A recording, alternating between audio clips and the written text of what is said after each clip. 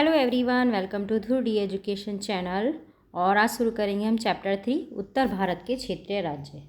कल डिस्कस करा था दिल्ली सल्तनत, जितने भी वंश थे दिल्ली सल्तनत में, जितने भी वंश हुए हैं सबका हमने रिवीजन कर लिया है। जितने भी इंपॉर्टेंट पॉइंट थे सबका रिवीजन किया है, ठीक है। और आज उससे आगे की क्लास शुरू करेंगे, उत्तर भारत के क्षेत्रीय राज्य। चलिए शुरू करते हैं आज की क्लास।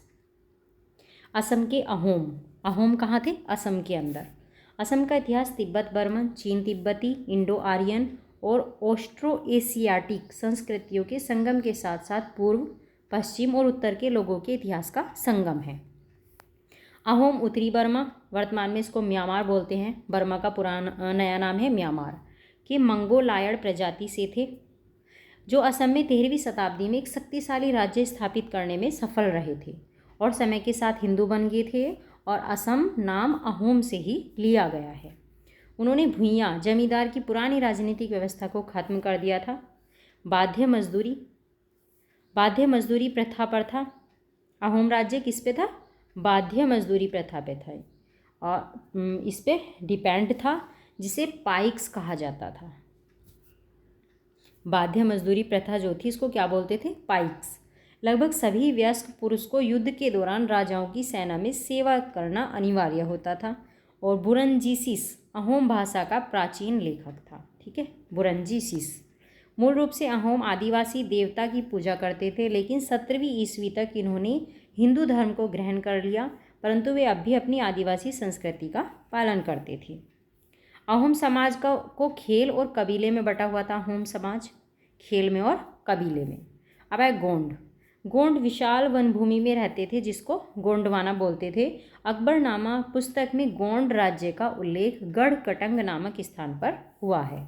राज्य निम्नवत रूप में विभाजित था। सबसे पहले गढ़ थे और उससे नीचे थे 84, गढ़ के नीचे 84 गांवों की इकाई थी। फिर थे बाहोट, 84 का 12 गांवों में विभाजन था।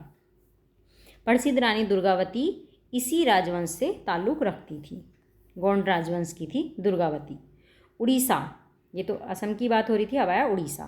पूर्वी गंगा राजा भानुदेव चतुर्थ की मृत्यु के बाद गजपति राजवंश की स्थापना कपिलेंद्र देव ने 1435 ईस्वी में की थी।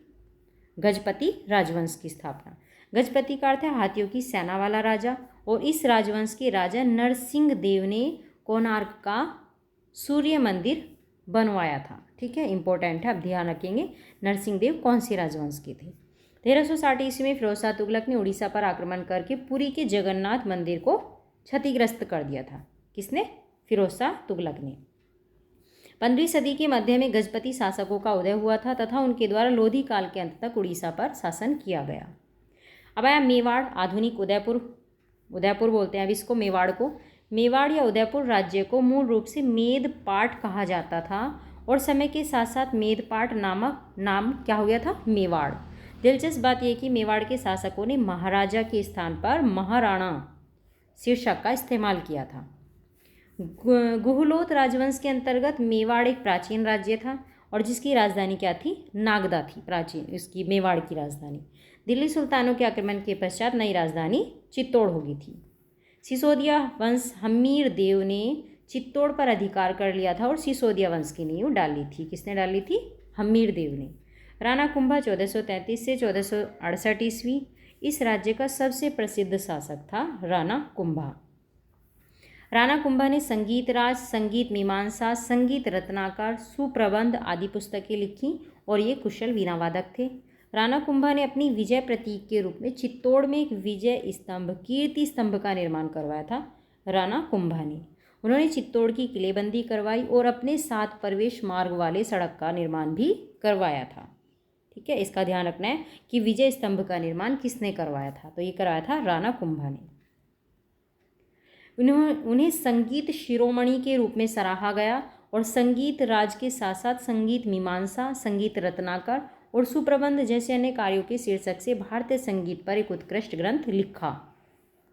अब आए राणा सांगा, 1508 से 1528 ईस्वी तक रहे थे। रायमल का पुत्र था और इनका वास्तविक नाम क्या था? संग्राम सिंह।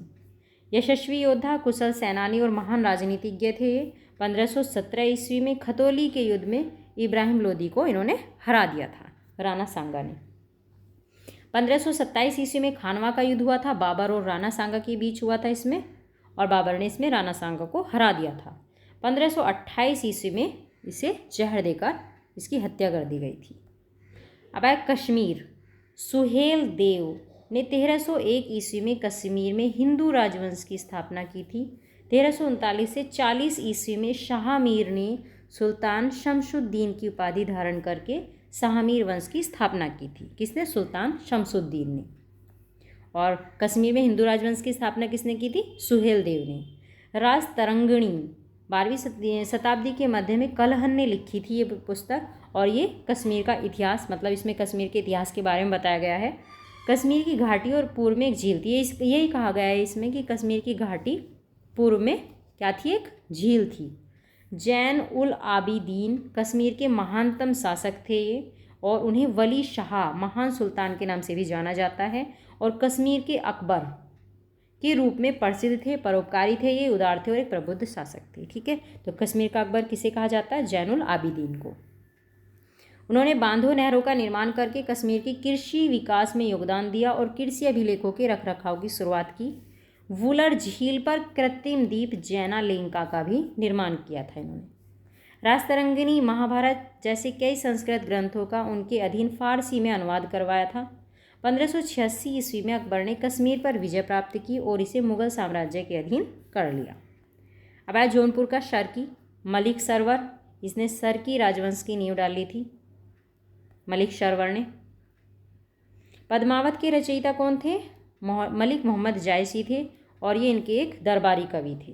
जौनपुर ने एक अलग वास्तुकला विकसित की जिसे वास्तुकला की शर्की शैली के रूप में जाना जाता है, और जौनपुर को भारत का सिराज कहा जाता है। जौनपुर में वास्तुकला की शर्की शैली के सबसे उल्लेखनीय उदाहरण है अटाला मस्जिद है। ये शर्की शैली में बनाया गया है। अटाला मस्जिद, लाल दरवाज़ा मस्जिद हुआ, जामा मस्जिद हुआ। इब्राहिम शाह शर्की 1401 से 1440 ईस्वी तक। इसके काल में जौनपुर मुस्लिम विद्या का एक महत्वपूर्ण केंद्र था। हुसैन शाह शर्की, इसके शासनकाल में लोधी शासक बहलोल लोधी ने जौनपुर पर आक्रमण किया था और इसे दिल्ली सल्तनत में मिला लिया था। बंगाल 1345 ईस्वी में अलाउद्दीन के एक सरदार शमसुद्दीन इलियास शाह ने इलियास वंश की स्थापना की थी। किसने? शमसुद्दीन इलियास शाह ने, बंगाल में। प्रमुख शासक सिकंदर शाह इलियास थे 1357 से 1389 ईस्वी तक। इसने पांडुआ में अदीना मस्जिद का निर्माण करवाया था। किसने करवाया था अदीना मस्जिद का निर्माण? सिकंदर शाह इलियास ने। गयासुद्दीन आजम शाह 1389 से 1409 ईस्वी तक था ये शासक, और एक न्यायप्रिय शासक था, और इसने चीन में एक दूतमंडल भेजा था। रुकनुद्दीन बारबक शाह 1459 से 1974 तक था ये शासक, और बंगाली साहित्य का महान संस्थापक था ये, और इसके काल में मालाधार बासु ने श्री कृष्ण विजय की रचना की थी, और मालाधार बासु को गुणराज खान की उपाधि दी गई थी। इसके काल में कृतिवास ने रामायण का बांग्ला भाषा में अनुवाद किया था। नुसरत शाह 1519 से 1532 ईस्वी, इसने गोंड में एक बड़ा सोना मस्जिद और कदम रसूल मस्जिद बनवाई थी। किसने? नुसरत शाह ने। इसके समय काशीराम द्वारा महाभारत का बांग्ला भाषा में अनुवाद किया गया था। तो ये हो गया आपका चैप्टर कंप्लीट। नेक्स्ट चैप्टर है हमारा विजयनगर साम्राज्य 1336 ईस्वी से 1646 ईस्वी तक विजयनगर साम्राज्य रहा। अब इसके बारे में जो इम्पोर्टेंट पॉइंट है उनका रिवीजन करते हैं। विजयनगर साम्राज्य की स्थापना हुई थी 1336 ईस्वी में हरिहर और बुक्का इन्होंने की थी। इन्होंने अपने पिता संगम के नाम पर संगम वंश की स्थापना करी थी, जो मूल रूप से वारंगल के काकतीय शासकों के अधीन थे। बाद में उन्होंने अपनी स्वतंत्रता की घोषणा की और तुंगभद्रा नदी के दक्षिणी तट पर एक नए शहर की स्थापना की, जिसका नाम विजयनगर मतलब जीत का शहर रखा था। ये भी ध्यान रखना है कौन सी नदी के तट पर स्थापित किया था ये। प्रारंभिक विजयनगर शासक शैव शिव के अनुयायी थे। विरूपाक्ष उनके कुलदेवता थे। बाद में वे वैष्णववाद के प्रभाव में आ गए थे। विजयनगर साम्राज्य और बहमनी साम्राज्य के बीच रायचूर दोआब, कृष्णा और तुंगभद्रा के बीच उपजाऊ क्षेत्र, तुंगभद्रा दोआब, कृष्णा गोदावरी डेल्टा के उपजाऊ क्षेत्र और मराठा वाड़ को लेकर संघर्ष था। ठीक है, इसलिए विजयनगर साम्राज्य और बहमनी साम्राज्य इनके बीच संघर्ष इन क्षेत्रों को लेकर था। मदुरई के सुल्तान दक्षिण में इनके मुख्य प्रतिद्वंदी थे। राम राय के शासनकाल के दौरान बीजापुर, अहमदनगर, गोलकुंडा और बीदर की संयुक्त सेनाओं ने 1565 ईस्वी में तालीकोटा का युद्ध हुआ था और तालीकोटा के युद्ध में पराजित किया था। ठीक है, ये जो संयुक्त सेनाएं थी बीजापुर, अहमदनगर, गोलकुंडा और बीदर की, इन्होंने इसे तालीकोटा के युद्ध में हरा दिया था। और तालीकोटा के युद्ध को राक्षसी तंगड़ी या बन्नी हट्टी भी बोलते हैं, जिसने विजयनगर साम्राज्य के अंत को निश्चित कर दिया था। श्री रंग तृतीय विजयनगर के अंतिम शासक थे। 4 राजवंशों ने 1336 ईस्वी से 1672 ईस्वी तक विजयनगर पर शासन किया था। अब इनका वो देख लेते हैं राजवंश कौन कौन से रहे हैं। संगम वंश रहा है 1336 से 1485 ईस्वी तक विजयनगर साम्राज्य में। इस साम्राज्य के संस्थापक हरिहर प्रथम और बुक्का प्रथम थे संगम वंश के, और 1334 से 1485 तक इन्होंने यहाँ शासन किया था। दूसरा राजवंश आया सालूव, 1485 से 1505 ईस्वी तक रहा और नरसिंह द्वारा सालूव राजवंश को स्थापित किया गया था। 1485 से 1505 ईस्वी तक शासन किया और उन्होंने लगभग पूरे दक्षिण भारत पर शासन कर लिया था। तुलुव 1505 से 1570 ईस्वी तुलुव राजवंश आया। वी नरसिंह द्वारा राजवंश को स्थापित किया गया था। सालुव नरसिंह ने किया था और तुलुव वी नरसिंह ने किया था स्थापित। इसने विजयनगर साम्राज्य पर शासन किया था। विजयनगर साम्राज्य के प्रसिद्ध राजा कृष्णदेव राय इसी वंश के थे, तुलुव वंश के, और इन्हें 1509 से 1529 ईस्वी तक इन्होंने शासन किया था। अराविडु 1570 से 1650 ईस्वी तिरुमल द्वारा स्थापित अराविडु दक्षिण भारत में विजयनगर साम्राज्य पर शासन करने वाला चौथा और अंतिम हिंदू राजवंश था अराविडु। ठीक है, अब आए देवराय द्वितीय, प्रौढ़ देवराय कहा जाता था इनको। संगम वंश का सबसे प्रसिद्ध राजा था ये। उपाधि दी गई थी इसको गजबेटकर की, हाथियों का शिकारी या दक्षिणापथ चक्रवर्ती की उपाधि मिली थी इसको।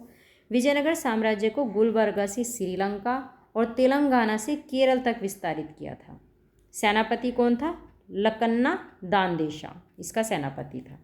कृष्णदेवराय 1509 से 1529 ईस्वी विजयनगर साम्राज्य के प्रसिद्ध राजा तुलुव वंश के थे और उन्हें आंध्र भोज के नाम से भी जाना जाता है कृष्णदेव राय को। इन्होंने बहमनी साम्राज्य के खिलाफ युद्ध छेड़ा था, मोहम्मद शाह को मुक्त कर दिया और यवनाचार्य प्रतिष्ठापनाचार्य की उपाधि धारण की थी। उनका साम्राज्य उत्तर में कृष्णा नदी से लेकर दक्षिण में कावेरी नदी तक फैला हुआ था। पूर्व में बंगाल की खाड़ी में और पश्चिम में ये अरब सागर तक फैला हुआ था।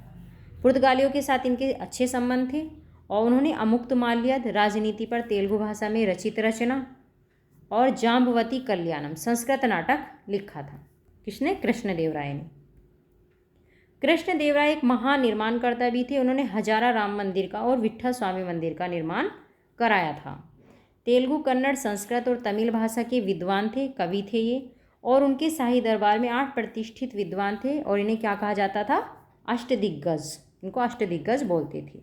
कृष्णदेव राय ने अपनी रानी नागल देवी की याद में नागालपुरम नामक एक नया शहर बनवाया था।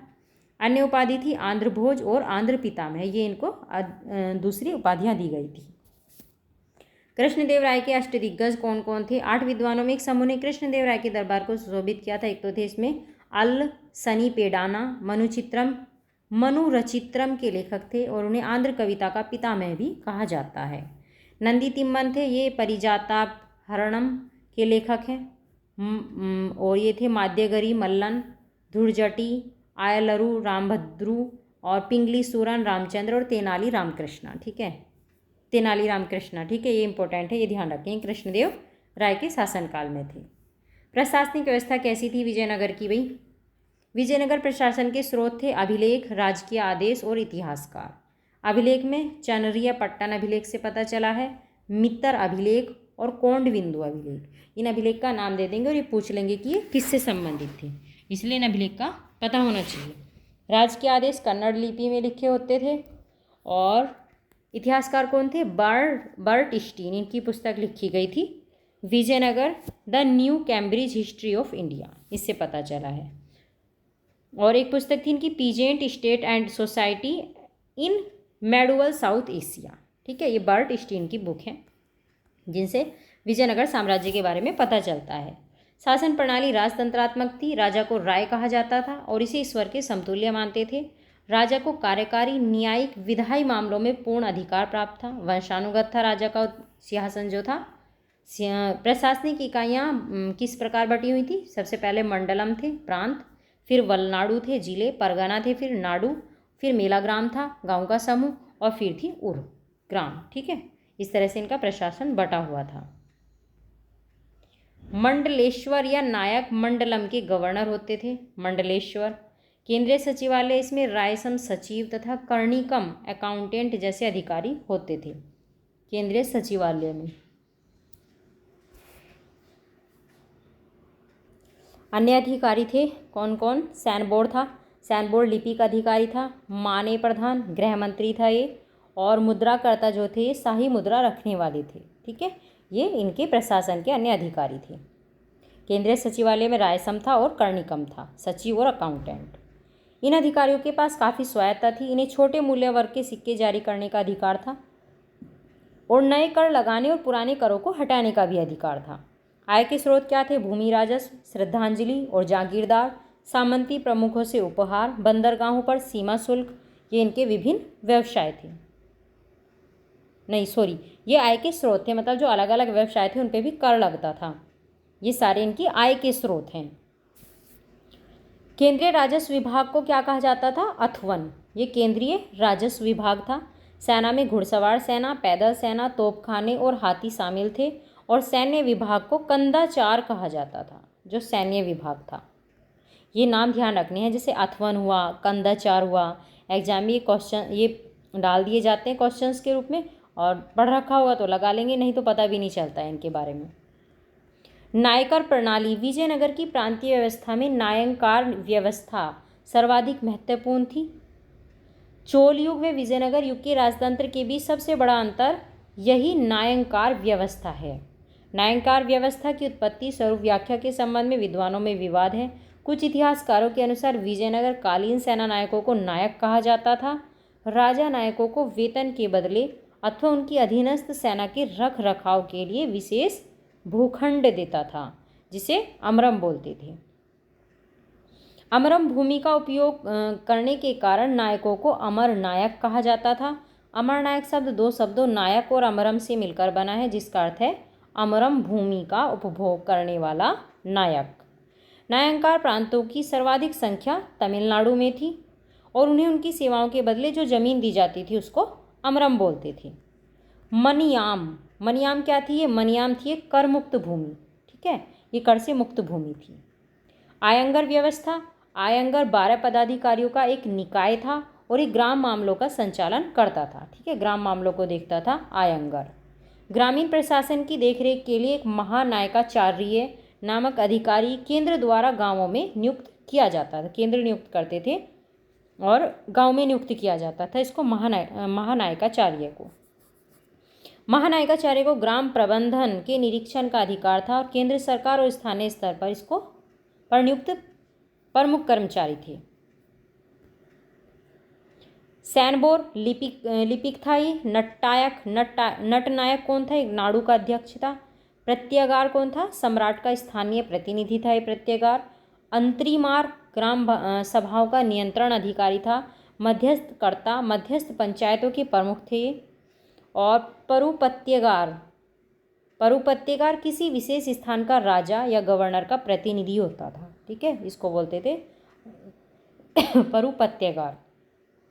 आयंगारों के पद आनुवंशिक होते थे। वे अपने पदों को बेच या गिरवी भी रख सकते थे। उन्हें वेतन के बदले लगान और करमुक्त भूमि मान्य प्रदान की जाती थी। इन आयंगारों के बिना जानकारी के संपत्ति का हस्तांतरण और भूमि अनुदान नहीं किया जा सकता था। इस आयंगार व्यवस्था ने गांव पंचायतों के अधिकारों को बहुत सीमित कर दिया था और वे शासन की स्वतंत्र इकाइयों के रूप में कार्य करने की स्थिति में नहीं रह गई थीं। सामाजिक आर्थिक स्थिति कैसी थी? संगम शासक शैव था, शैव धर्म को मानने वाले थे। विरूपाक्ष उनके पारिवारिक देवता थे। प्रमुख सोने का सिक्का वराह और पैगोडा ये संगम शासकों ने चलाया था। वराह का आधा हिस्सा प्रताप था, जबकि फणम वराह का 10वां हिस्सा था। तार एक चांदी का सिक्का था, तार, जबकि जीतल जो था वो तांबे का सिक्का था। निर्यात की मुख्य वस्तुएं कपास, रेशम, मसाले, चावल, नमक, चीनी, ये सब निर्यात की जाती थी।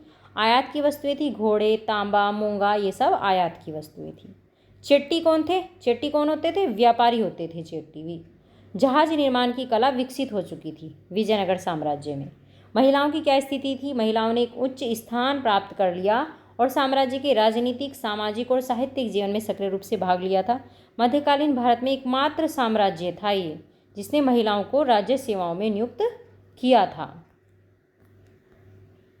विजयनगर साम्राज्य। ठीक है, महिलाओं ने भी युद्धों में भाग लेती थी इसमें, और विधवा पुनर्विवाह को इसमें बढ़ावा दिया गया था। सांस्कृतिक योगदान क्या है? विजयनगर वास्तुकला की मुख्य विशेषताएं मंदिर परिसर में नक्काशीदार स्तंभों के साथ लंबा राय गोपुरम या प्रवेश द्वार और कल्याण मंडल का निर्माण था। मंदिर परिसर में बनाए जाते थे ये। यह मंदिर स्थापत्य की प्रोविदा शैली थी और ये वेसर शैली का एक रूप है, प्रोविदा शैली जो है। स्तंभों पर मूर्तियां विशिष्ट विशेषताओं के साथ नक्काशी की हुई थी। घोड़ा इन खंभों में पाया जाने वाला सबसे आम जानवर था, घोड़ा। ठीक है, हम्पी में सबसे महत्वपूर्ण मंदिर का निर्माण विठल स्वामी पत्थर का रथ और हजारा रामास्वामी मंदिर है, ये हम्पी के अंदर बनवाए गए हैं। विभिन्न भाषाएं थी, संस्कृत, तेलुगु, कन्नड़ और तमिल। विजयनगर में आने वाले विदेशी यात्री कौन कौन थे? इब्न बतूता था, इसकी किताब थी रिहाला, मोरक्को से आया था ये, और हरिहर उस टाइम पे शासक थे। निकोलो कॉन्टी इटली से आया था देवराय के शासनकाल में। अब्दुल रज्जाक फारस से आया था देवराय द्वितीय के शासनकाल में। निकितिन रशिया से आया था ये विरूपाक्ष राय के शासनकाल में। लुडविको डी वॉर्थेमा ये इटली से आया था कृष्णदेव राय के शासनकाल में। दुआर्ते बारबोसा पुर्तगाल से आया था कृष्णदेव राय के शासनकाल में। डोमिंगो पायस पुर्तगाल से आया था ये कृष्णदेव राय के शासनकाल में। और नूनीज ये भी पुर्तगाली था और पुर्तगाल से आया था, और ये अच्युत देव राय के शासनकाल में आया था। मोस्ट इम्पोर्टेंट लिस्ट है ये। ठीक है, हर नाम इसके अंदर इम्पोर्टेंट है। तेलुगु साहित्य के 5 महाकाव्य हैं, कौन कौन से? अमुक्तमाल्य ये लिखा था कृष्णदेव राय ने। मनुरचितम ये लिखा था अल्लाह सानी पेदन्ना ने। वसुचरित भट्टमूर्ति ने लिखा था। राघव पांडवियम पिंगली सूरल और पांडुरंग महात्मा तेनालीराम ने लिखा था। ठीक है, ये तेलुगु साहित्य के 5 महाकाव्य हैं, इसलिए ये इम्पोर्टेंट है। चलिए, तो ये भी चैप्टर हुआ आपका कंप्लीट, और अब चैप्टर शुरू करेंगे बहमनी साम्राज्य। अभी हमने विजयनगर साम्राज्य के बारे में पढ़ लिया है, अब आया बहमनी साम्राज्य। 1347 से 1525 ईस्वी तक था। बहमनी साम्राज्य भारतीय इतिहास में मध्यकालीन युग के दौरान दक्षिण भारत में दक्कन का एक मुस्लिम राज्य था। ये बहमनी साम्राज्य दक्षिण भारत में दक्कन का एक फारसीकृत मुस्लिम राज्य था, दक्षिण भारत में था ये, और एक प्रमुख मध्यकालीन भारतीय राज्य था। हालांकि इस क्षेत्र पर मुस्लिमों का शासन था, लेकिन यह मुस्लिम राज्य नहीं था, हिंदू भी साम्राज्य का हिस्सा थे। बहमनी साम्राज्य के कुलीनों को 2 श्रेणियों में बांटा गया था, अफाकुइस और दक्कन। दक्कन देसी मूल के कुलीन थे, और जबकि अफाकुइस विदेशी मूल के थे। ठीक है, दक्कन जो थे विदेशी मूल के थे और अफाकुइस विदेशी मूल के थे। इसकी स्थापना 1347 ईस्वी में अलाउद्दीन हसन बहमन शाह ने की थी। बहमनी साम्राज्य की स्थापना अलाउद्दीन हसन बहमन शाह ने की थी, जिसे हसन गंगू के नाम से भी जाना जाता है, और इसने मोहम्मद बिन तुगलक के शासनकाल में दिल्ली सल्तनत के खिलाफ विद्रोह किया था। इसने अपनी राजधानी गुलबर्गा बनाई थी और बाद में बीदर बना ली थी। बहमनी साम्राज्य ने दक्षिण और उत्तर के बीच एक सांस्कृतिक कड़ी के रूप में काम किया था। बहमनी साम्राज्य उत्तर से दक्षिण में वेन गंगा नदी से कृष्णा तक और पूर्व पश्चिम में भोंगीर से दौलताबाद तक फैला हुआ था। यहाँ तक इसका साम्राज्य का विस्तार था। इसे चारों तरफ चार भागों में बांटा गया था, गुलबर्गा, दौलताबाद, बरार और बीदर। 4 तरफों में। ठीक है, चारों तरफ इसके केंद्र थे गुलबर्गा, दौलताबाद, बरार और बीदर। कुल 14 बहमन सुल्तान थे। दक्कन पर नियंत्रण रखने के कारण विजयनगर साम्राज्य और बहमनी साम्राज्य में हमेशा संघर्ष चलता रहता था। फिरोज शाह ने विजयनगर पर आक्रमण किया और कृष्णदेव राय प्रथम को हरा दिया था। फिरोज शाह ने। अहमद शाह वली ने बाद में गुलबर्गा से बीदर अपनी राजधानी स्थानांतरित कर ली थी, और 1367 ईस्वी में विजयनगर शासक बुक्का प्रथम ने बहमनी राज्य पर आक्रमण कर दिया, और इसी युद्ध में पहली बार बारूद का प्रयोग किया गया था। ठीक है, मोहम्मद शाह तृतीय अपने भाई निजाम शाह की मृत्यु के बाद 9 साल की उम्र में सुल्तान बन गया था मोहम्मद शाह तृतीय, और महमूद गवा ने मंत्री के रूप में कार्य किया था। बहमनी साम्राज्य महमूद गवा के समय अपने चरम पर था और कलीमुल्लाह बहमनी वंश का अंतिम राजा था। कलीमुल्लाह, ठीक है। महमूद गवा ईरानी था ये, और व्यापारी भी था। हुमायूं शाह द्वारा इसे मलिक उल तुज्जुर, व्यापारियों के प्रमुख का खिताब दिया गया था। किसने दिया था? हुमायूं शाह ने। लगभग 20 वर्षों तक वह बहमनी के राज्य मामलों पर हावी रहा और इसी के नेतृत्व में बहमनी साम्राज्य का पुनरुत्थान हुआ। मोहम्मद प्रथम के शासनकाल में बहमनी राज्य को 4 प्रांतों में बांटा गया था: दौलताबाद, बरार, बीदर और गुलबर्गा। इन प्रांतों में शासन का प्रमुख कौन था? तरफदार था। कालांतर में गवा ने इसे 8 प्रांतों में बांट दिया था। प्रत्येक तरफ को तरफदार द्वारा शासित किया गया था। वेतन का भुगतान नकद या एक जागीर के रूप में दिया जाता था। तरफ को किसमें बांट दिया था? तरफदारों में। उन्होंने फारसी शैली की वास्तुकला में बीदर में एक महाविद्यालय का निर्माण करवाया था। 1481 में मोहम्मद शाह द्वारा निर्वासित दक्कन रईसों ने उसके खिलाफ विद्रोह कर दिया। महमूद गवा के शासन के बाद बहमनी साम्राज्य 5 राज्यों में बंट गया था। दक्कन सल्तनत के नाम से जाना जाता है इसको, ठीक है।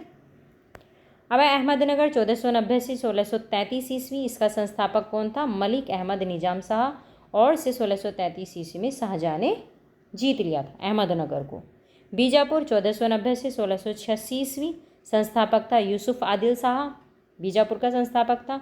और प्रसिद्ध गोल गुम्बज का निर्माण मोहम्मद आदिल शाह ने किया था। ये इंपॉर्टेंट है। बीजापुर को 1687 ईस्वी में औरंगजेब ने जीत लिया था। गोलकुंडा 1518 से 1687 ईस्वी, और इसका संस्थापक कौन था? मोहम्मद कुली कुतुब शाह इसका संस्थापक था गोलकुंडा का। उन्होंने प्रसिद्ध गोलकुंडा किले का निर्माण किया और इसे राजधानी बनाया। मोहम्मद कुली कुतुब शाह ने शहर हैदराबाद की स्थापना की थी। कुली कुतुब शाह ने, ये इंपॉर्टेंट है, ध्यान रखेंगे कि हैदराबाद की स्थापना किसने करी थी। मूल रूप से भाग्यनगर कहा जाता था हैदराबाद को, और 4 मीनार का भी निर्माण करवाया था कुली कुतुब शाह ने। 1687 ईस्वी में औरंगजेब ने इसको जीत लिया था। बरार के इमाद शाही 1490 से 1475 तक रहे। संस्थापक थे फतुल्लाह खान इमाद उल मुल्क। ये बरार के इमाद शाही शासन के संस्थापक थे। राजधानी थी इनकी दौलताबाद, और बाद में अहमदनगर के शासकों द्वारा इस पर कब्जा कर लिया गया था। बीदर 1528 से 1619 ईस्वी। संस्थापक था बीदर का अमीर अली बारिद, और राजधानी बाद में बीजापुर सल्तनत द्वारा इस पर कब्जा कर लिया गया था। कला वास्तुकला कैसी थी बहमनी साम्राज्य की? भाई यहाँ की वास्तुकला फारसी वास्तुकला से अत्यधिक प्रभावित थी। उन्होंने फारस, तुर्की, अरब के वास्तुकारों को आमंत्रित किया था। गोल गुम्बज का निर्माण मोहम्मद आदिल शाह द्वारा किया गया था। यह तथाकथित विस्परिंग गैलरी के लिए भी प्रसिद्ध है। ये गोल गुम्बज जो है, इब्राहिम आदिल शाह ने फारसी के स्थान पर ढक्कनी को अदालत की भाषा बनाया था, ठीक है। बहमनी प्रशासन कैसा था? शासन का प्रधान सुल्तान होता था, जो तिरंकुश और स्वेच्छाचारी था। निरंकुश होगा ये, ठीक है, तिरंकुश कुछ नहीं होता है, ये निरंकुश और स्वेच्छाचारी था, ठीक है। सुल्तान की सहायता के लिए मंत्री होते थे, और प्रधानमंत्री को वकील उस सल्तनत कहा जाता था। ये प्रधानमंत्री का पद था।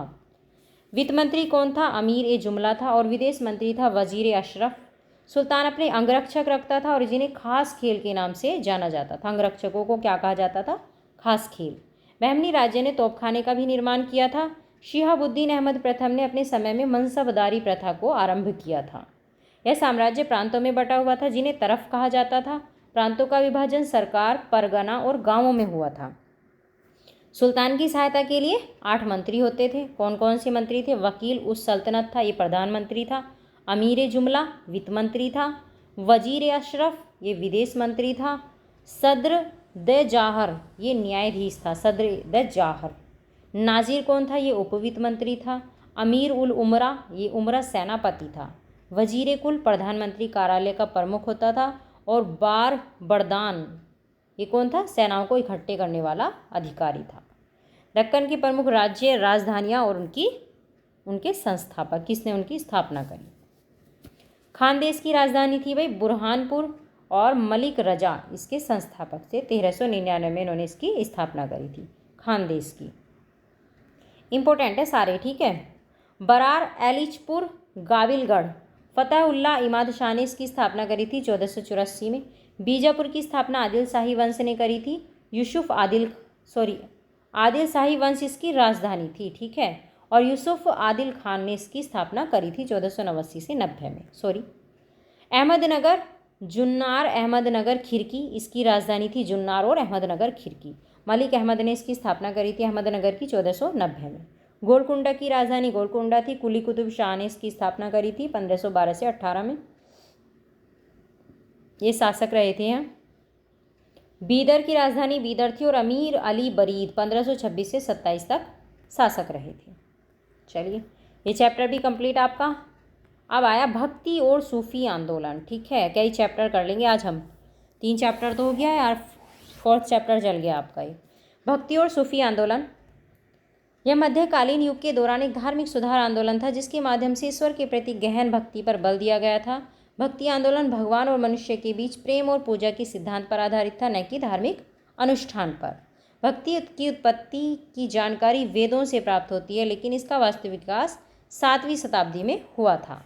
दक्षिण भारत में शैव, नयनारों और वैष्णव कौन थे? अलवारों द्वारा इसको शुरू किया गया था और जिसका समय के साथ साथ सभी क्षेत्रों में विकास हुआ था। वैष्णववाद के भावनात्मक पक्ष का प्रतिनिधित्व अलवार संतों ने किया था और इनके द्वारा रचित दिव्य प्रबंधम नामक गीतों के माध्यम से किया गया था। किसने रचे थे ये? अलवार संतों ने। वैष्णववाद का बौद्धिक पक्ष आचार्य द्वारा प्रस्तुत किया गया था। नयनार शिव भक्त और ये हैं अलवार विष्णु भक्त। नयनार जो थे वे शिव भक्त थे और अलवार जो थे वे विष्णु के भक्त थे। तिरुमारई नयनारों के भजनों का संकलन है। ये तिरुमारई दिव्य प्रबंध अलवर संतों के भजनों का संकलन है, ठीक है। तिरुमारई और दिव्य प्रबंध दोनों का नाम ध्यान रखना है। संतों के जीवन का विवरण तेवरम में वर्णित है और जिसे द्रविड़ वेद भी कहते हैं। महत्वपूर्ण संत कौन कौन से थे? ये थे नयनार में तिरुनुलाकांता, मेईपोरुल, विराल मिंडा, अमरानिधि और कराईकल अम्मैयार, ये महिला थी, ठीक है। और यहाँ के महत्वपूर्ण संत थे अंडाल, केवल महिला अलवर संत जिन्हें दक्षिण की मीरा कहा जाता है, ठीक है। अंडाल, ठीक है, इनको क्या कहा जाता है? दक्षिण की मीरा। ये अकेली महिला संत थी, अलवार संत थी। और ये थिरुमला ईसाई अलवर और थिरुप्पन अलवर और नमलवार और कुलशेखर, ये सब क्या थे? ये महत्वपूर्ण संत थे अलवार संप्रदाय के। भक्ति संतों को 2 भागों में बांटा गया था। कौन कौन से भाग थे भाई? निर्गुण और सगुण। निर्गुण क्या करते थे? निर्गुण ईश्वर पर विश्वास करते थे। निर्गुण भक्ति की कविता ज्ञान श्रेणी ज्ञान की जड़ों पर आधारित थी। और निर्गुण संत थे गुरु नानक, रविदास और कबीर, ठीक है। छांटने के लिए आ जाता है, नाम दे देंगे 3-4 आपको, पूछ लेंगे इनमें से निम्न में से कौन सा निर्गुण संत है या कौन से सगुण संत हैं। सगुण भगवान को रूप और गुण के रूप में मानते थे। ये भगवान को रूप और गुण के साथ मानते हैं। सगुण भक्त की भक्ति प्रेम पर आधारित होती है। सगुण संत हैं तुलसीदास हैं, सूरदास हैं और मीराबाई, ये सगुण है। भक्ति आंदोलन की विशेषता ईश्वर के समूह या रूप को विभिन्न नामों से जाना जाता है। अनुष्ठानों, समारोहों और अंधविश्वासों की निंदा की गई है। इसमें मूर्ति पूजा की अस्वीकृति की गई है। अपने आप को भगवान के सामने समर्पित करना इसकी विशेषता है। निर्गुण और सगुण भक्ति दोनों पर जोर दिया गया है। भक्ति के माध्यम से मोक्ष मिलेगा ये कहा गया है। धार्मिक मामलों के बारे में खुलापन है। जाति आधारित भेदभाव का विरोध किया गया है और सभी मनुष्यों की समानता में विश्वास किया गया है। उच्च जाति के प्रभुत्व और संस्कृत भाषा के खिलाफ विद्रोह किया गया है। उपदेश के लिए स्थानीय और क्षेत्रीय भाषाओं का उपयोग किया गया है और स्थानीय भाषा में साहित्य का निर्माण। भक्ति आंदोलन के उद्भव के क्या कारण रहे हैं? वैष्णववाद का प्रभाव, हिंदुओं की बुरी प्रथाएं और इस्लाम के फैलने का डर रहा है। सूफी संप्रदायों का प्रभाव रहा है और महान सुधारकों का उदय। इन सब कारणों से क्या हुआ? भक्ति आंदोलन का उद्भव हुआ। अब आए वेदांत संत और उनका योगदान, ठीक है। अब इनके बारे में पढ़ेंगे। सबसे पहले शंकराचार्य 8वीं शताब्दी में थे। जन्म हुआ था इनका केरल में, मृत्यु हुई थी उत्तराखंड केदारनाथ में। और इनके गुरु थे गोविंद भगवत। हिंदू बौद्ध धर्म में बौद्ध धर्म के सार को एकीकृत किया था इन्होंने और प्राचीन वैदिक धर्म की व्याख्या की। अद्वैत वेदांत गैर द्वैतवाद के सिद्धांत को इन्होंने समेकित किया था। और ईश्वर और इनके द्वारा बनाई गई दुनिया एक है और व्यक्तिगत आत्मा ब्रह्म से अलग नहीं है, ठीक है। ये ध्यान रखेंगे कि ये कौन से सिद्धांत को मानते थे, अद्वैत वेदांत को। ये बौद्ध दार्शनिकों के विरोधी थे और शिव के भक्त थे। दशनामी मठ के आयोजक और भक्ति की स्मार्त परंपरा को इन्होंने एकीकृत किया था और सीत मुख द्वारा ब्रह्म शंकर विजया आदि शंकर की सबसे पुरानी जीवनी है ये। इन्होंने 4 मठों श्रृंगेरी, पुरी, द्वारका और बद्रीनाथ की स्थापना की थी। प्रमुख कार्य क्या है इनके? ब्रह्मसूत्र भाष्य, भज गोविंदा स्रोत, निर्वाण सातकम और प्राकरण ग्रंथ, ये इनके प्रमुख रचनाएं हैं। ठीक है। अब आए रामानुजाचार्य 1017 से 1117 ईस्वी तक जन्म हुआ था इनका तमिलनाडु में और गुरु थे इनके यादव प्रकाश कांचीपुरम के। विशिष्टाद्वैतवाद वेदांत के प्रचारक थे ये। आत्मा और ब्रह्म, आध्यात्मिक और अंतिम वास्तविकता के बीच एक बहुतायत और अंतर मौजूद है, ये बताया था इन्होंने। और रामानुजम प्रथम संत थे जो ज्ञान के स्थान पर भक्ति को मोक्ष का साधन मानते थे। उन्होंने बताया कि जीव मोक्ष के बाद भी ईश्वर से अपना स्वतंत्र अस्तित्व रखता है। ये हिंदू धर्म के भीतर श्री वैष्णववाद परंपरा के प्रतिपादक थे और इस सगुण ईश्वर में विश्वास करते थे। रामानुजाचार्य की मृत्यु के बाद वैष्णव संप्रदाय बड़कलई और तैकले में विभाजित हो गया था और साहित्यिक रचनाएं रही हैं इनकी वेदार्थ संग्राम, श्री भाष्य और भाषा, गीता भाष्य। श्री संप्रदाय की इन्होंने स्थापना करी थी। किसने? रामानुजाचार्य ने। अब आए निम्बार्क, 12वीं सदी में आए थे। जन्म हुआ था इनका बेलारी कर्नाटक के अंदर और ये अवतारवाद में विश्वास करते थे। इन्हें सुदर्शन चक्र का अवतार कहा जाता है। ठीक है, सुदर्शन चक्र का अवतार माना जाता है। और इन्होंने वैष्णव संप्रदाय में द्वैत दर्शन प्रचलित किया था। वैष्णव संप्रदाय में कौन सा? द्वैत दर्शन। ये रामानुज के समकालीन थे और इन्होंने भेदाभेद के दर्शन को प्रतिपादित किया और इसका तात्पर्य कि भगवान, आत्मा और संसार में समानता होते हुए भी परस्पर भिन्नता है। फिर आए माधवाचार्य बोलते हैं इसको, 1238 से 1317 ईस्वी तक रहे ये और इनका जन्म हुआ था उडुपी में 1199 में। लक्ष्मी नारायण के उपासक थे। आदि शंकराचार्य की अद्वैतवाद और रामानुज की विशिष्टाद्वैतवाद के ये आलोचक थे। इन्होंने द्वैत और द्वैतवाद का प्रचार किया, जहाँ देवत्व को मानव विवेक या आत्मा से अलग माना जाता है, मुक्ति केवल ईश्वर की कृपा से मिलती है, ये कहते थे। और इनकी पुस्तक थी अनुवाख्यान। नाथ, पंथ, सिद्ध और योगी, इन्होंने ब्रह्म संप्रदाय की स्थापना की। इन्होंने पूर्ण प्रज्ञ भी कहा जाता था इन्हें, नाथ, पंथ, सिद्ध और योगी को, और इन्हें वायु का अवतार माना जाता है। इनका दर्शन भागवत पुराण पर आधारित है। सरल तार्किक तर्कों का उपयोग करते हुए पारंपरिक धर्म और सामाजिक व्यवस्था के अनुष्ठान और अन्य पहलुओं की आलोचना की। उन्होंने दुनिया के त्याग की वकालत की।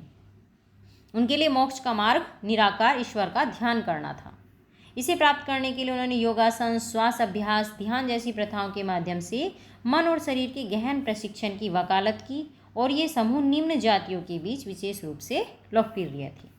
अब रामानंद 14 से 15वीं शताब्दी तक रहे ये और ये रामानुज के अनुयायी थे। रामानंद जो है, रामानंद का जन्म हुआ था इलाहाबाद प्रयागराज में। गुरु थे इनके रामानुज और उपदेश की भाषा थी इनकी हिंदी।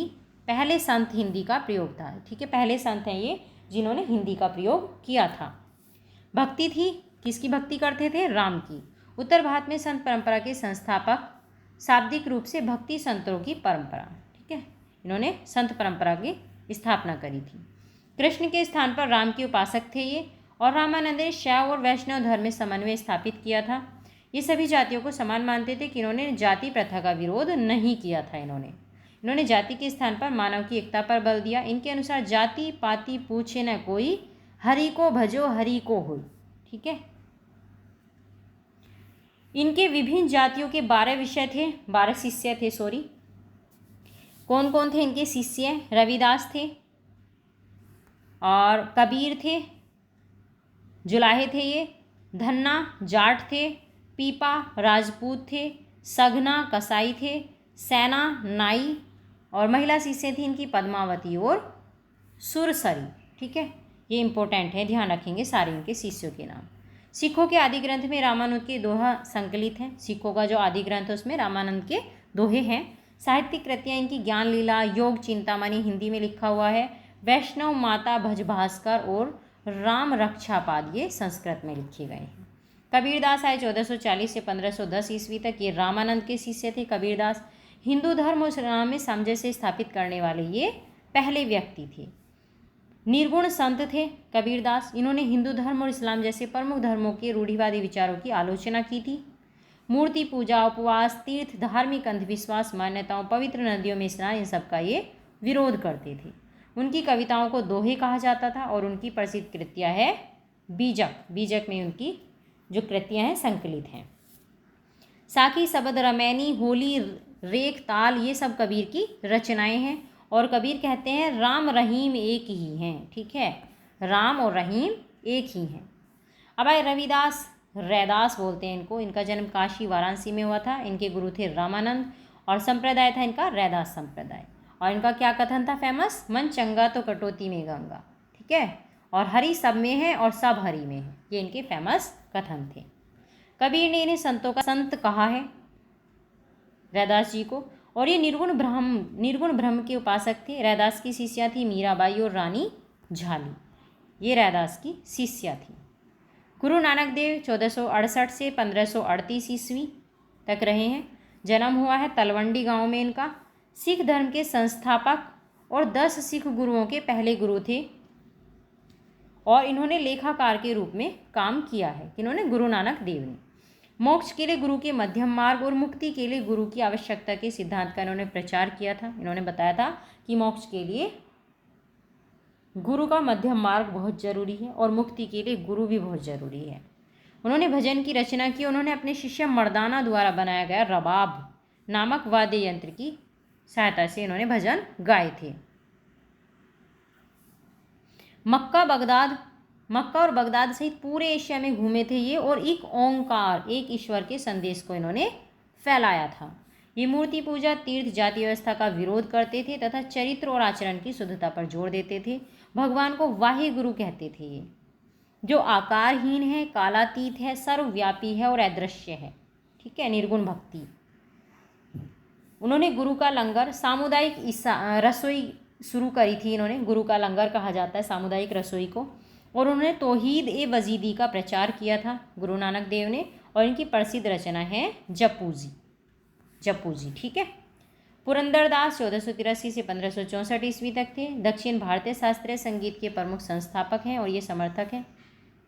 उन्हें कर्नाटक संगीत का पितामह कहा जाता है। किसको? पुरंदरदास को। दादू दयाल 1544 से 1603 ईस्वी तक रहे। कबीर के शिष्य थे ये। जन्म हुआ था अहमदाबाद 1544 में और अकबर के समकालीन थे दादू दयाल और हिंदू मुस्लिम एकता के समर्थक थे और इनके अनुयायियों को दादूपंथी कहा जाता था। चैतन्य महाप्रभु 1486 से 1533 ईस्वी तक, ये बंगाल में आधुनिक वैष्णववाद के संस्थापक थे। चैतन्य महाप्रभु सगुन थे और भगवान की पूजा के रूप में कीर्तन, धार्मिक गीत को इन्होंने लोकप्रिय बनाया था। हरे राम हरे कृष्णा के जाप को इन्होंने लोकप्रिय बनाया और इन्होंने राधा कृष्ण की एक साथ पूजा करने की प्रथा को प्रसिद्ध किया और अचिंत्य भेदवाद का इन्होंने सिद्धांत दिया था। ठीक है, ये इंपॉर्टेंट है। अचिंत्य भेदवाद का सिद्धांत किसने दिया था? ये किसने? चैतन्य महाप्रभु ने। शास्त्रों या मूर्ति पूजा को अस्वीकार नहीं करते हैं ये। उन्होंने संस्कृत में एक लेख सिक्स काष्टिकम ये लिखा था और उन्होंने अपने दर्शन का विस्तार किया था। विश्व प्रसिद्ध इस्कॉन कृष्णा चेतना के लिए इंटरनेशनल सोसाइटी के विचारक हैं ये इस्कॉन के, और 20वीं शताब्दी में इन्होंने इसे स्थापित किया था। इनके अनुयायी ने कृष्ण का अवतार गौरांग महाप्रभु भी कहते हैं। अब आए शंकरदेव 1489 से 1569 ईस्वी, असम में थे ये। भक्ति पंथ का प्रसार किया था। रामायण महाभारत का इन्होंने असमिया में अनुवाद किया था। उन्होंने एकाशरण आंदोलन, नव वैष्णव आंदोलन शुरू किया और कृष्ण के रूप में एकाशरण, एक भगवान की पूजा में ये विश्वास करते थे। इन्होंने कृष्ण को हरि, नारायण और राम जैसे नामों से पुकारा था और इनका सबसे प्रसिद्ध कृति है कीर्तन ग्रह, जिसे आम लोगों द्वारा समझी जाने वाली सरल भाषा में लिखा गया। उन्होंने असमिया और ब्रजावली, मैथिली और असमिया का मिश्रण में लिखा, असमिया और ब्रजावली में लिखा और अंकिया नाटक शैली का इन्होंने विकास किया था। अब आए वल्लभाचार्य 1476 से 1531 ईस्वी, कृष्ण पंथ के प्रतिपादक थे ये और वल्लभाचार्य का दर्शन शुद्ध द्वैत कहलाता है। ये इंपॉर्टेंट है। इनके दर्शन को पुष्टि मार्ग के रूप में जाना गया है और इन्होंने श्रीनाथ जी शीर्षक से कृष्ण की पूजा की थी और अष्टछाप के प्रवर्तक हैं ये सारे पॉइंट इंपॉर्टेंट हैं। गुरु घासीदास 1556 से 1836 ईस्वी तक, ये छत्तीसगढ़ के प्रथम प्रसिद्ध संत थे उन्होंने वहाँ सतनामी समुदाय की स्थापना की थी गुरु घासीदास ने छत्तीसगढ़ के अंदर। उन्होंने समानता में दृढ़ता से विश्वास किया और दमनकारी जाति व्यवस्था की आलोचना की थी। एकेश्वरवादी थे ये और मूर्ति पूजा के विरोधी थे। सूरदास 1478 से 1583 ईस्वी तक वल्लभाचार्य के शिष्य थे सूरदास। उन्होंने सुर सागर और सुर सारावली पुस्तक लिखी थी। राधा कृष्ण के प्रति गहन श्रद्धा थी इनकी और ब्रज भाषा में उत्कृष्ट भक्ति कवि के रूप में ये प्रतिष्ठित हैं। मीराबाई 1498 से 1546 ईस्वी भगवान कृष्ण की भक्त थी ये और कृष्ण के सम्मान में गानों और कविताओं का संकलन किया था उन्होंने भजन छोटे धार्मिक गीत की रचना की जो आज भी गाए जाते हैं और इनकी प्रमुख रचना है राम रतन धन पायो। हरिदास 1478 से 1573 ईस्वी तक रहे। ये महान संगीतकार संत थे जो भगवान विष्णु की महिमा का गुणगान करते थे। तुलसीदास 1532 से 1623 ईस्वी राम को अवतार के रूप में इन्होंने चित्रित किया है और इनकी रचना है रामचरितमानस। महाराष्ट्र में भक्ति आंदोलन पंढरपुर के देवता विठोबा देव के मंदिर के चारों ओर केंद्रित थी। विठोबा को कृष्ण का अवतार माना गया है। महाराष्ट्र में भक्ति आंदोलन दो संप्रदायों में बटा हुआ था, एक तो वारकरी संप्रदाय था और एक का धरकरी संप्रदाय। वारकरी संप्रदाय विठोबा के भक्त थे जो अधिक भावुक और सैद्धांतिक थे और इस संप्रदाय से संबंधित थे ज्ञानेश्वर, नामदेव और तुकाराम। इम्पोर्टेंट है भाई ये नाम आपको पता होना चाहिए कौन किस संप्रदाय से संबंधित था, यहाँ से ऐसे ही क्वेश्चन बनते हैं। धरकरी संप्रदाय ये रामदास पंथी के अनुयायी थे और ये तार्किक व व्यवहारिक थे और ये धरकरी से संप्रदाय के संत थे रामदास थे और एकनाथ थे। ठीक है, अब देखो अगर क्वेश्चन ऐसे बना कि निम्न में से या महाराष्ट्र के भक्ति आंदोलन से निम्न में से कौन जुड़ा हुआ है या 3-4 नाम डाल देंगे, पूछ लेंगे कौन सा नहीं जुड़ा हुआ है, तो आपको सबके नाम पता होना चाहिए। ये सारे महाराष्ट्र के भक्ति आंदोलन से जुड़े हुए हैं, ज्ञानेश्वर, नामदेव, तुकाराम, ठीक है, रामदास और एकानाथ। कौन कहाँ किसने कहाँ भक्ति आंदोलन चलाया है ये उनका मतलब स्थान का नाम जरूरी है, स्थान का नाम याद होना बहुत ज़रूरी है।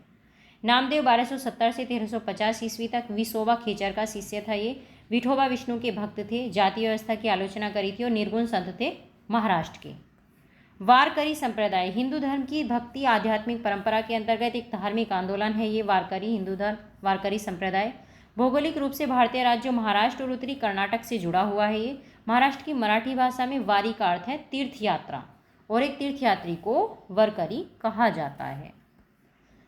स्थानीय और ये साहित्य हैं भाई इनके हिंदी में क्या कौन कौन लिखे थे, कबीर ने, सूरदास ने और तुलसीदास ने। मराठी में ज्ञानदेव, नामदेव, एकनाथ। बंगाली चैतन्य महाप्रभु और चंडीदास, ठीक है। और राजस्थानी मीराबाई थी और बिहारी। पंजाबी गुरु नानक थे और आसमी थे शंकरदेव। ज्ञानेश्वर 1275 से 1296 ईस्वी ये 13वीं शताब्दी में महाराष्ट्र में भक्ति आंदोलन के संस्थापक थे। ज्ञानेश्वरी ने भगवत गीता पर एक टिप्पणी लिखी थी और उनका अन्य कार्य योग और दर्शन पर अमृतानुभव है, ये इनकी रचना है। ये विठोबा विठल के उपासक थे और विष्णु का रूप माना जाता है इनको। ये नाथ योगी परंपरा के अनुयायी थे। उन्होंने उपनिषदों और भगवत गीता से प्रेरणा ली थी। अब आए एकनाथ 1533 से 1599 ईस्वी। भगवत गीता के श्लोकों पर इन्होंने टीका लिखी थी और विठोबा के भक्त थे, जातीय भेदभाव की आलोचना की थी और ये एक वारकरी संत थे। तुकाराम 1598 से 1650 ईस्वी। मराठी राजा शिवाजी के समकालीन थे तुकाराम। विठोबा के भक्त थे। वारकरी संप्रदाय की स्थापना करी थी इन्होंने। 17वीं शताब्दी में उभरते हुए मराठा शक्ति को नैतिक व आध्यात्मिक बल प्रदान किया था और इनकी शिक्षाएं अभंगों में निहित हैं। अब आए रामदास 1608 से 1681 ईस्वी। इन्हें दास बोध की इन्होंने रचना करी थी और इनकी शिक्षाओं ने शिवाजी को महाराष्ट्र में एक स्वतंत्र राज्य स्थापित करने के लिए प्रेरित किया था और रचनाएं इनकी गुरु ग्रंथ साहिब में संकलित है रामदास की। अब वीर शैववाद या शरण आंदोलन, ये वीर शैव आंदोलन जो था कर्नाटक में चला था 12वीं शताब्दी में। इसकी शुरुआत बसवन्ना, अल्लामा प्रभु और अक्का महादेवी जैसे शैवों ने शुरू करी थी। इन्होंने सभी मनुष्यों की समानता, जाति के ब्राह्मणवादी विचारों के खिलाफ और महिलाओं से खराब व्यवहार के खिलाफ लड़ाई लड़ी थी। धार्मिक अनुष्ठानों और मूर्ति पूजा के खिलाफ थे ये। जाति व्यवस्था को चुनौती दी थी इन्होंने और पुनर्जन्म के सिद्धांत पर इन्होंने सवाल उठाया था। युवावस्था के बाद विवाह और विधवा पुनर्विवाह को इन्होंने प्रोत्साहित किया। बसवन्ना ने अपनी कविता के माध्यम से सामाजिक जागरूकता का प्रसार किया जिसको वचाना के नाम से जाना जाता है। इन्होंने अनुभव मंडप, दुनिया की प्रथम लोकतांत्रिक संसद की स्थापना करी थी और रहस्यवादियों, संतों और लिंगायत दार्शनिकों की अकादमी, ठीक है, इन सब की इन्होंने स्थापना करी थी। रहस्यवादियों, संतों, लिंगायत दार्शनिकों की अकादमी भी स्थापित करी थी। भक्ति आंदोलन का प्रभाव, भक्त संत समाज सुधारक थे। सती और जाति व्यवस्था को की बुरी प्रथा कुछ हद तक कम हो गई थी। महिलाओं को कीर्तन में शामिल होने के लिए प्रोत्साहित किया गया। मीराबाई, लैला ने विभिन्न छंदों की रचना की जो आज भी लोकप्रिय हैं। भक्ति संतों ने संस्कृत के स्थान पर स्थानीय भाषाओं के माध्यम से प्रचार किया जिसे बहुत आसानी से समझा जा सकता था। सूरदास ने ब्रज बोली में अपनी रचनाएं लिखी थी। तुलसीदास ने अपने कार्यों की रचना अवधी में की थी। शंकरदेव ने असमिया में करी थी। चैतन्य ने बंगाली में, मीराबाई ने हिंदी और राजस्थानी में अपने संदेश फैलाए थे। कीर्तन हिंदू मंदिर में, कव्वाली मुसलमानों द्वारा दरगाह में और गुरुवाणी गुरुद्वारा में, ये सभी संगीत व्यवस्था मध्यकालीन भारत के भक्ति आंदोलन से प्राप्त हुए हैं। इसने समानता और भाईचारे के विचार को लोकप्रिय बनाया था। आध्यात्मिक उद्धार, मोक्ष के लिए समावेशी मार्ग को अपनाया इन्होंने और भक्तों ने भक्ति आंदोलन के प्रभाव में उदार धार्मिक नीतियों को अपनाया था। अब आया सूफी आंदोलन। 12वीं सदी की शुरुआत में फारस के कुछ धार्मिक लोग खलीफा के बढ़ते भौतिकवाद के परिणाम स्वरूप वैराग्य संन्यास के जीवन को इन्होंने अपनाया और उसे बढ़ावा दिया। बाद में इन्हीं धार्मिक लोगों को सूफी कहा जाने लगा। बाद में सूफी आंदोलन 1300 ईस्वी में शुरू हुआ था और 15वीं शताब्दी में दक्षिण भारत पहुंचा था। सूफीवाद इस्लाम की रहस्यमय शाखा है। सूफी इस्लाम पंथ तसव्वुफ के भीतरी पक्ष का प्रतिनिधित्व करते हैं। सूफीवाद या तसव्वुफ इस्लाम में रहस्यवाद को दिया गया नाम है।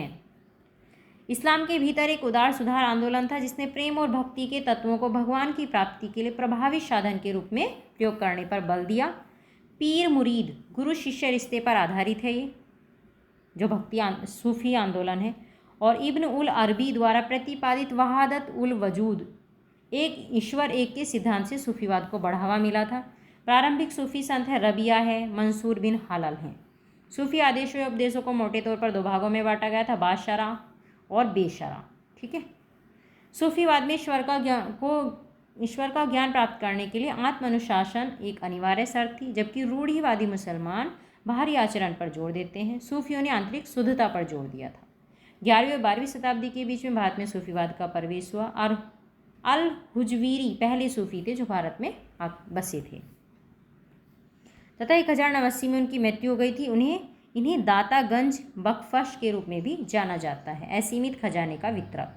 मुल्तान और पंजाब शुरुआती केंद्रीय थे, बाद में कश्मीर, बंगाल, बिहार और दक्कन में भी फैल गए थे।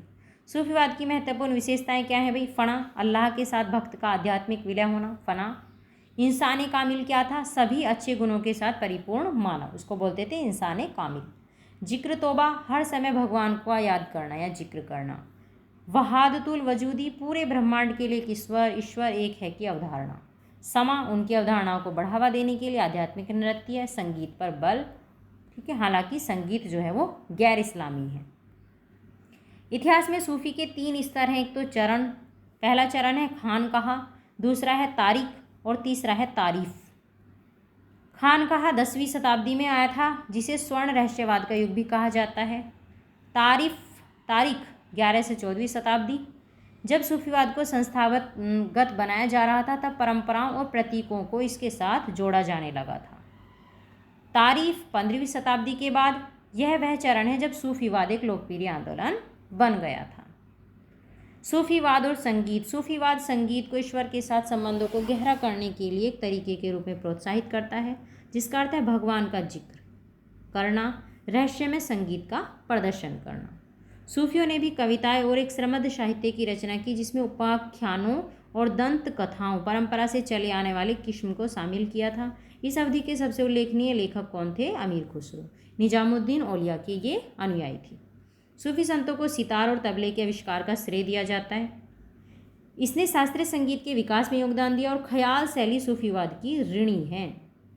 अमीर खुसरो और निजामुद्दीन औलिया के शिष्य थे और वह समा को अद्वितीय रूप देते हैं। अमीर खुसरो को भारत का तोता भी कहा जाता है। उनके गीत देश भर में कई दरगाहों में गाए जाते हैं और खुसरो को कव्वाली का जनक भी माना जाता है। महत्वपूर्ण विशेषताएं क्या रही हैं? सूफियों ने मुस्लिम धार्मिक विद्वानों द्वारा बनाए गए विस्तृत अनुष्ठानों और व्यवहारों का विरोध किया था। वे मानते हैं कि ईश्वर माशूका है और सूफी क्या हैं? आशिक हैं। सूफीवाद को 12 भागों में बांटा गया था। प्रत्येक एक रहस्यवादी सूफी संत के अधीन था, जिसमें से प्रमुख थे चिश्ती, सुहरावर्दी, कादरी और नक्शबंदी।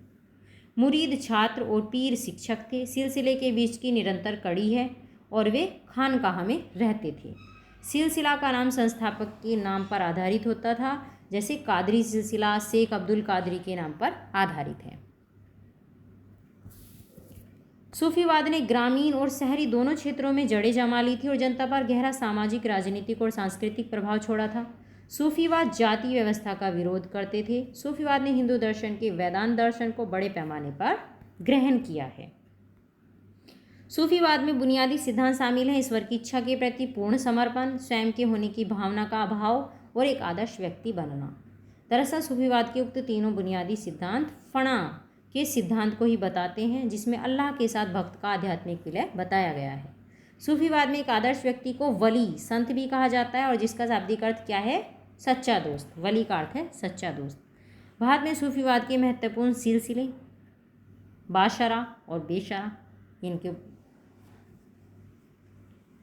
सूफीवाद के उपदेश 2 भागों में बटे हुए थे ना, बाशरा और बेशरा में। बाशरा जो इस्लाम विधान को मानते हों और बेशरा जो इस्लाम कानून को ना मानते हों। ये थे चिश्ती सिलसिला, सुहरावर्दी, कादरी और नक्शबंदी। ये बाशरा को मानते थे। संस्थापक थे चिश्ती सिलसिला के थे ख्वाजा मुईनुद्दीन चिश्ती, सुहरावर्दी के थे शहाबुद्दीन सुहरावर्दी, कादरी के थे शेख अब्दुल कादिर जिलानी और नक्शबंदी के संस्थापक थे बहाउद्दीन नक्शबंद बुखारी। चिश्ती सिलसिला उत्तर भारत में और दक्षिण भारत में फैला हुआ था। दक्षिण भारत में बुरहानुद्दीन गरीब और गेसु दराज इससे संबंधित थे और उत्तर भारत में ख्वाजा बख्तियार काकी, नसीरुद्दीन चिरागे दिल्ली, बाबा फरीद, निजामुद्दीन औलिया और हजरत अलाउद्दीन शाही, ये सब इससे रिलेटेड थे। ठीक है, तो ये इम्पोर्टेंट हैं, किसने कौन किसका संस्थापक है, ये ध्यान रखेंगे। संस्थापक वाली लाइन बहुत इंपॉर्टेंट है, एग्जाम में क्वेश्चन आते हैं इससे। चिश्ती संस्थापक, इसके संस्थापक कौन थे? चिश्ती के ख्वाजा मुईनुद्दीन चिश्ती थे। संप्रदाय फारस और मध्य एशिया में उत्पन्न हुआ था। मुईनुद्दीन चिश्ती ने भारत में चिश्ती साम्राज्य की स्थापना की थी, संप्रदाय की। बाबा फरीदुद्दीन गजशंकर मोइनुद्दीन चिश्ती के शिष्य थे और इनकी कविताएं गुरु ग्रंथ साहिब में भी शामिल थीं। निजामुद्दीन औलिया को योग विद्या में निपुण होने के कारण सिद्ध गुरु भी कहा जाता था। समाज ज़्यादातर चिश्ती से जुड़े थे और ये बाशरा से संबंधित थे।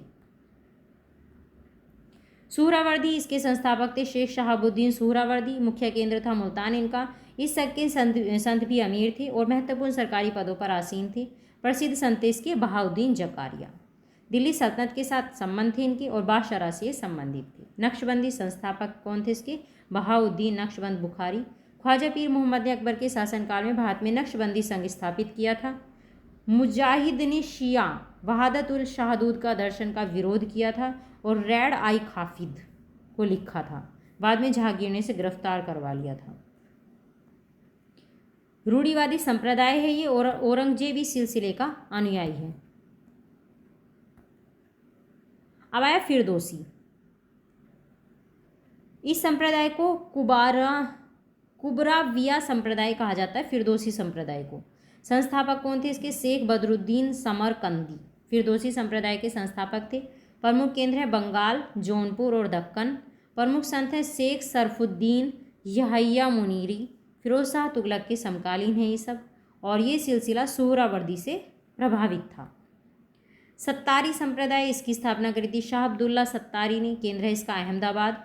प्रसिद्ध संत है मोहम्मद गौस, ग्वालियर के थे ये, शेख बुद्धन और शेख बुरहानुद्दीन गरीब। सत्तारी भी सुहरावर्दियों की भांति आरामदायक जीवन व्यतीत करते थे। कादरी संप्रदाय, इसके संस्थापक हैं अब्दुल कादिर जिलानी।